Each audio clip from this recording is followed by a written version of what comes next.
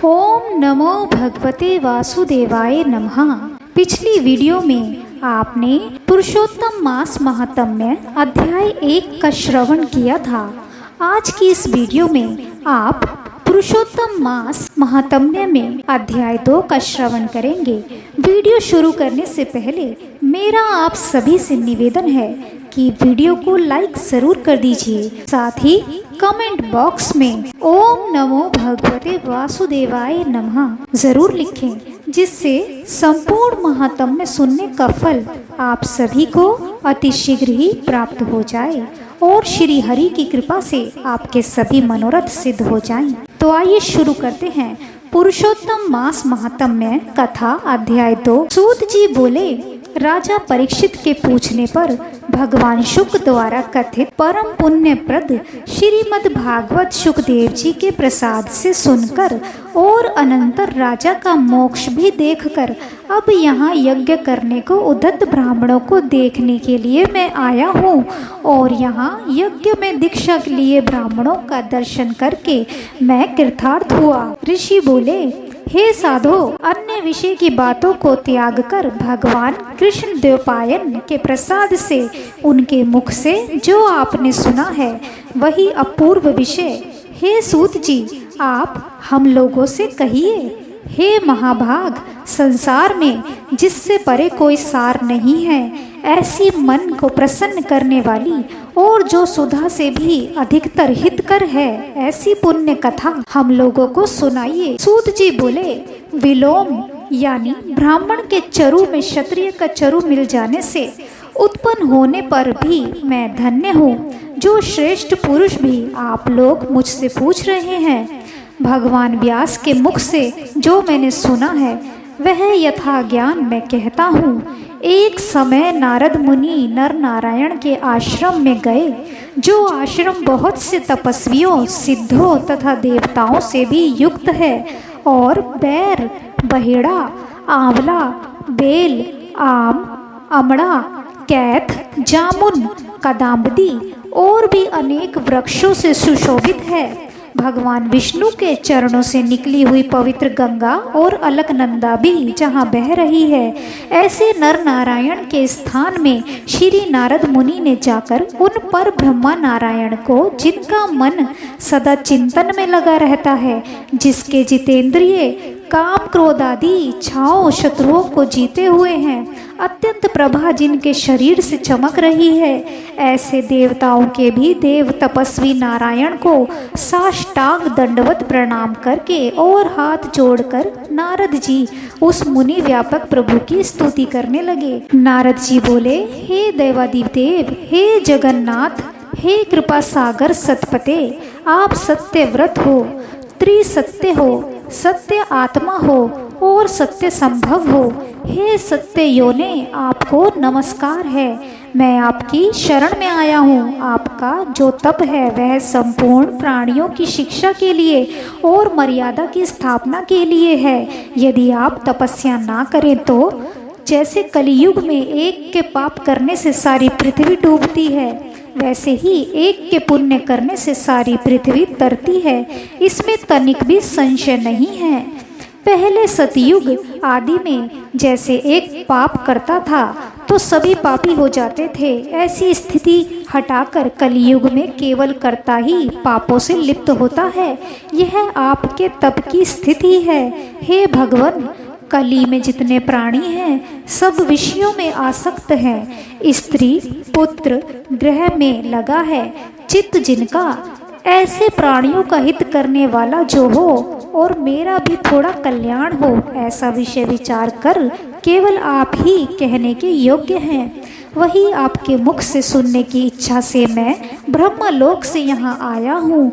आप ही उपकार प्रिय विष्णु हैं, ऐसा वेदों में निश्चित है। इसीलिए लोक उपकार के लिए कथा का सार इस समय आप सुनाइए, जिसके श्रवण मात्र से निर्भय मोक्ष पद को प्राप्त करते हैं। इस प्रकार नारद जी का वचन सुनकर भगवान ऋषि आनंद से खिलखिला उठे और भुवन को पवित्र करने वाली पुण्य कथा आरंभ की।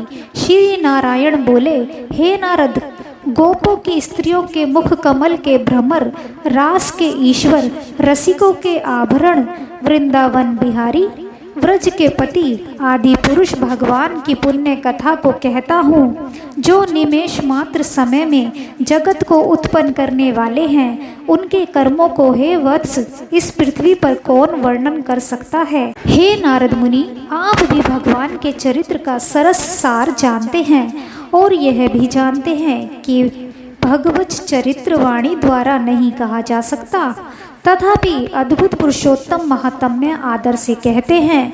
यह पुरुषोत्तम महात्म्य दरिद्रता और वैधव्य को नाश करने वाला, यश का दाता एवं सत्पुत्र और मोक्ष को देने वाला है, इसलिए शीघ्र ही इसका प्रयोग करना चाहिए। नारद बोले, हे मुने, पुरुषोत्तम नामक कौन देवता हैं, उनका महात्म्य क्या है, यह अद्भुत सा प्रतीत होता है, अतः आप मुझसे विस्तार पूर्वक कहिए। सूत जी बोले, श्री नारद का वचन सुनकर नारायण क्षण मात्र पुरुषोत्तम में अच्छी तरह मन लगाकर बोले। श्री नारायण बोले, पुरुषोत्तम यह मास का नाम जो पड़ा है वह भी कारण से युक्त पुरुषोत्तम मास के स्वामी दया सागर पुरुषोत्तम ही हैं, इसीलिए ऋषिगण इसको पुरुषोत्तम मास कहते हैं। पुरुषोत्तम मास के व्रत करने से भगवान पुरुषोत्तम प्रसन्न होते हैं।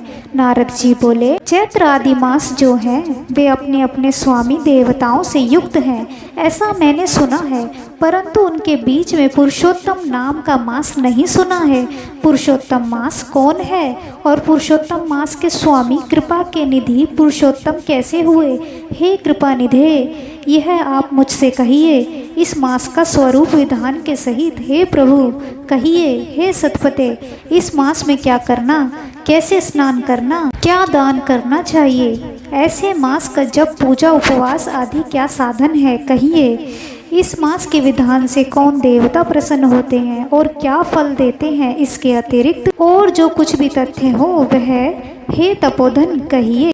साधु दीनों के ऊपर कृपा करने वाले होते हैं, वे बिना पूछे कृपा करके सदुपदेश दिया करते हैं। इस पृथ्वी पर जो मनुष्य दूसरों के भाग्य के अनुवृत्ति, दरिद्रता से पीड़ित, नित्य रोगी रहने वाले, पुत्र चाहने वाले, जड़, गूंगे, ऊपर से अपने को बड़े धार्मिक दर्शाने वाले, विद्या विहीन, मलिन वस्त्रों को धारण करने वाले, नास्तिक, पर स्त्रीगामी, नीच, जर्जर, दास वृत्ति करने वाले, आशा जिनकी नष्ट हो गई है, संकल्प जिनके भंग हो गए हैं, तत्व जिनके क्षीण हो गए हैं, कुरूपी, रोगी, कुष्ठी, टेढ़े मेढ़े अंग वाले, अंधे, इष्ट वियोग, मित्र वियोग, स्त्री वियोग, आप्त पुरुष वियोग, माता पिता विहीन, शोक दुख आदि से सूख गए हैं, अंग जिनके अपनी इष्ट वस्तु से रहित उत्पन्न हुआ करते हैं, किस अनुष्ठान के करने और सुनने से पुनः उत्पन्न ना हो? हे प्रभु,